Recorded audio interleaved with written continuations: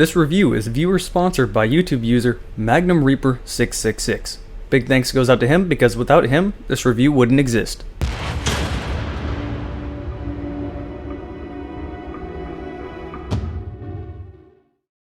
Hey guys, Jarek here, and welcome to my review of the S&T PPSH.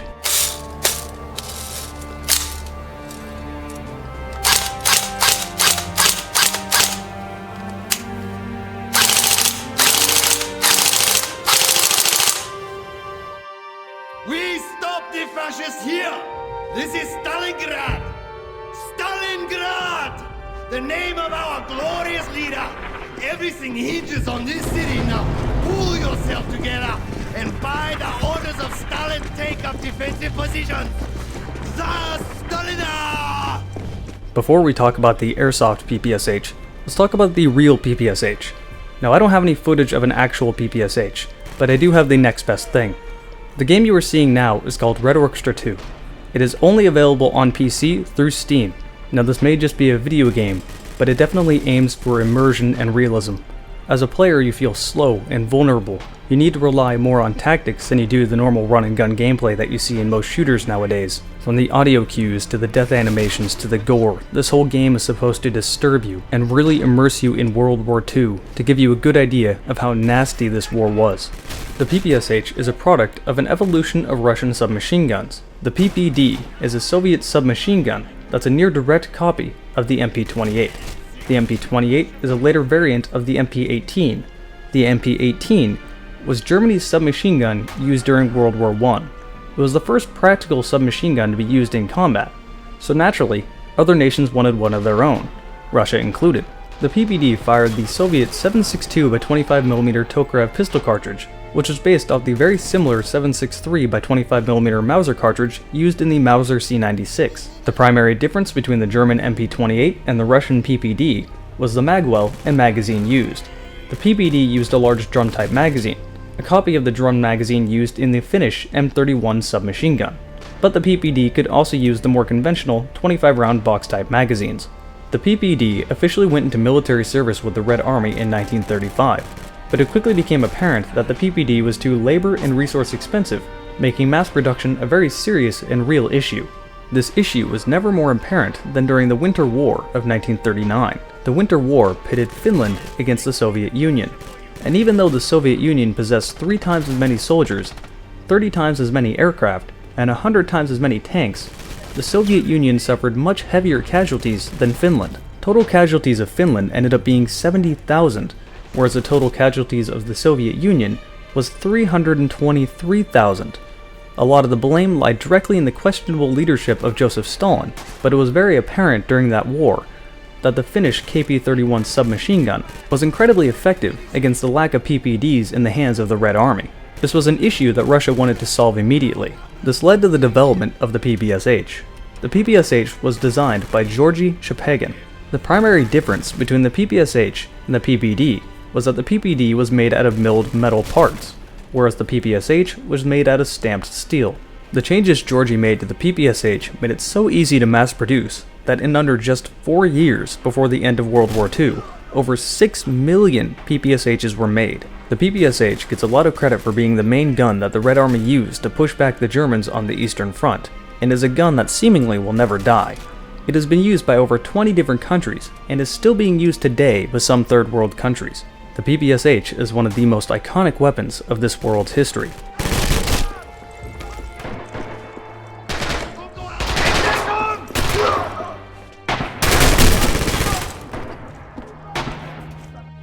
Your S&T PPSH will come in a standard cardboard box. On this box you will have 2 stamps, saying that it passed quality inspection, so it's safe to assume that S&T checks every single one of their guns they make before mailing them out. When you open the box, you'll find an instruction manual. This isn't anything amazing, but it's fairly easy to figure out what you need to do by looking at it, and it does have a full takedown guide, so it's worth keeping around.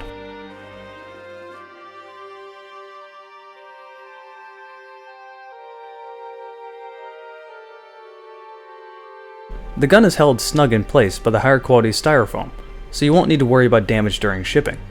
When you buy this gun, it'll only come with the PPSH and a 2000 round high capacity drum mag. If you would like the curved type magazine as well to complete your PPSH look, 550 round high capacity curved magazines are also available for around $30 each. Unfortunately, as far as I know, there's no mid-caps available for the S&T PPSH. Out of the box, your gun will have an orange tip glued to the front of the barrel. This orange tip is gigantic, and the entire surface area of the orange tip is glued onto the barrel. The amount of glue used is ridiculous, and breaking the glue seal is incredibly difficult. I physically had to break the orange plastic piece off to get it off of the barrel. I understand that legally you need to put an orange tip on your gun, but this is just going overboard. Once the orange tip is removed, this gun does a very good job replicating the PPSH. It's made out of a one-piece stamped steel body, and real wood. My only complaint is that the finish of the wood looks very bad. If you're just looking at the stock, you'd think it was made out of cheap Chinese wood, but it's actually not. It's made out of really high quality wood. So once you get this at your house, you're going to want to put a different finish on it, make it look a little bit better. Aside from that, this gun feels indestructible. I can't think of anything you could physically do to this gun to break it externally. And yes, it's definitely strong enough to be able to use it as a Russian chair. The one thing about accurately replicating the real PPSH is that this gun becomes rather heavy, and with the awkward, unorthodox way to carry this gun, it's going to be rather taxating to carry it for hours on end in a game. But if you're dedicated to being a Russian soldier, this is the reality that you've come to accept and want years ago. Something I found rather strange. I ordered this gun with 2 drum magazines. The drum magazine in the box that came with the gun had a pretty considerable amount of wobble. Not enough to make the gun misfeed, so I can't really complain. But what's even stranger is that the extra magazine I got has no wobble at all. Now I know numerous friends that also have an S&T PPSH, and their drum magazines don't have any wobble either, so maybe I just got one odd magazine. Not sure, don't know what to make of it. What I can say is that I've heard numerous rumors saying that these drum magazines misfeed, whereas I didn't have any feeding issues with either of these magazines.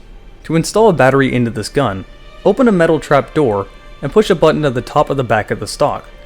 Pull the metal piece out and swing it around. This exposes a large cavity in the stock where you can put the battery. This space will fit an 8.4 volt stick type or a 9.6 volt mini type in the stock. This cavity is just large enough to fit a 9.6 volt 1600 milliamp mini type. Anything more than a 1600 milliamp will not fit in this gun.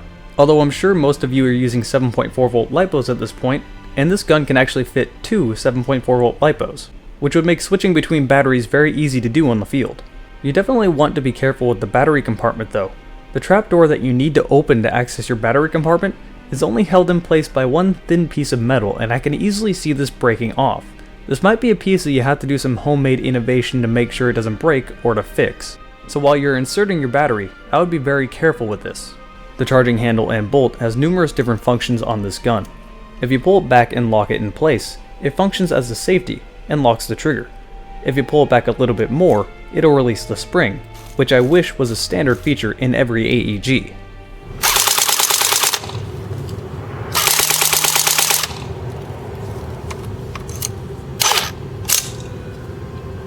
If you pull the bolt back, lock it in place, and push forward on the upper receiver, you can open the upper receiver from the lower receiver. This gives you access to your hop-up unit, barrel, and quick change spring system, which is another feature I wish was standard in every AEG. This allows you to swap your spring out on the fly, which means you can take your gun from woodland to CQB, meeting the FPS limits accordingly in mere moments. As you probably noticed, this gun is an electric blowback, and the bolt is fairly large, giving this gun a decent amount of recoil for an AEG. Now it's not even enough to mess up your shot, but it's more than enough to feel, and it makes this gun just a little bit more fun to shoot. The bolt itself is also pretty clanky, giving this gun a very loud and distinctive sound for an AEG.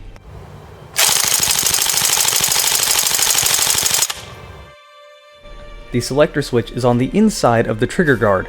Be careful with this selector switch. It makes it very easy to accidentally pull the trigger when in all reality you're just trying to change the gun from semi-automatic to fully automatic. This gun only has one trademark. It says the year 1944 and shows the red star on the top of the gun, which is a nice added touch. What isn't a nice touch is the Made in China stamp on the side of the gun. I know legally you need to say Made in China somewhere on your product, but do you need to add it in such huge white letters, totally ruining all authenticity of your product? The iron sights are pretty faithful to that of the real PPSH. They're nothing really special, but they're effective and will get the job done.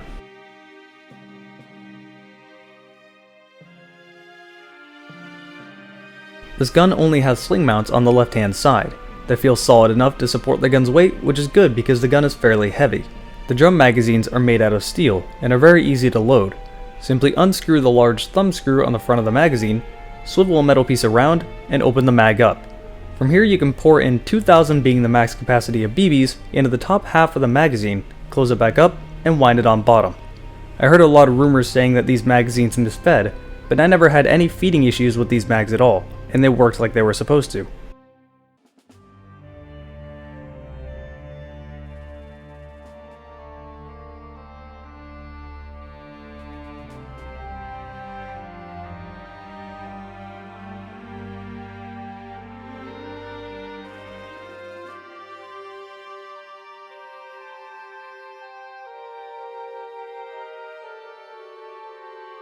Now the magazines are made out of steel, so you don't really need to worry about them breaking, but if you hit the magazines hard enough, you can knock the feeding hose loose, at which point the magazines will obviously stop feeding BBs to your gun, and you'll have to open up the magazine and reattach the hose. I would honestly recommend taping the hose to the plastic piece, as these two pieces don't need to be separated to disassemble your mag.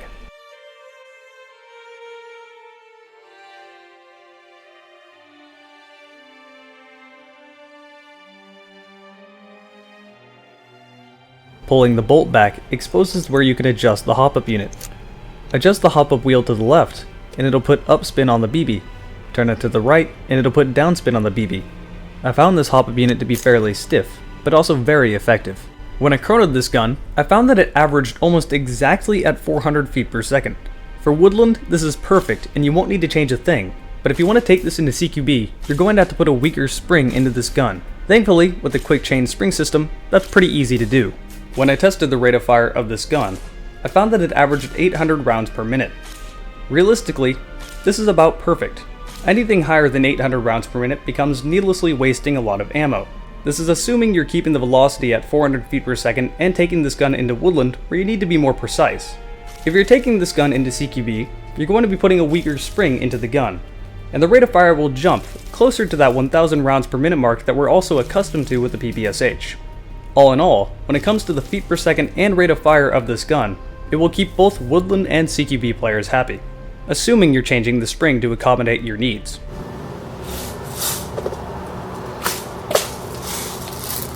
To test the accuracy of this gun, I took the gun back to 100 feet and loaded the magazine up with .28 gram BBs. At 100 feet away, you simply will not miss the target. It's incredibly easy to hit on both semi-automatic and fully automatic fire.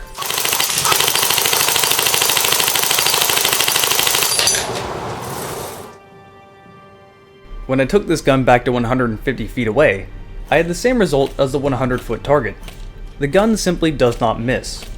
Now the grouping does start to spread at this range, but nowhere near enough to make you miss. The final grouping at 150 feet is going to be around 5 to 6 inches, which is very respectable for any AEG, let alone an AEG where the real-life counterpart is a submachine gun. Don't be afraid to take this gun out into woodland fields.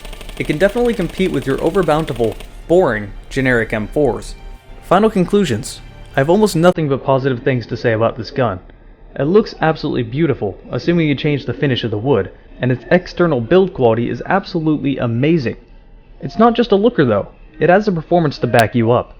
And if you want to take it into CQB, a quick easy spring change allows you to shine. If you are looking at buying this gun, feel no shame, it gets 2 thumbs up from me. That about sums up my review for the S&T PPSH. Hope you enjoyed it, and I'll see you guys next time.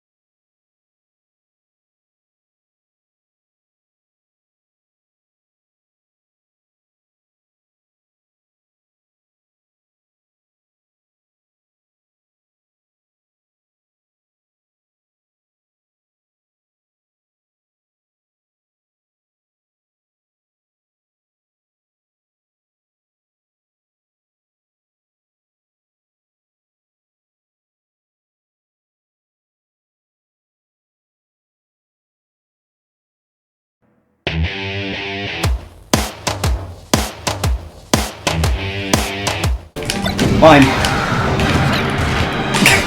Hey, you didn't catch it. What the fuck is that? Oh shit! Look, what is that? Oh!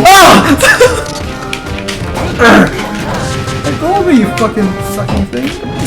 Thing? Hey, you don't. I was gonna hit you. That one.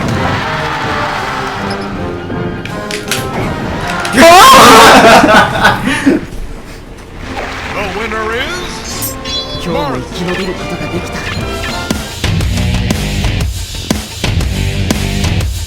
Hey guys, Jarek here, and Raptor's over there with a freaking snake that he's bringing.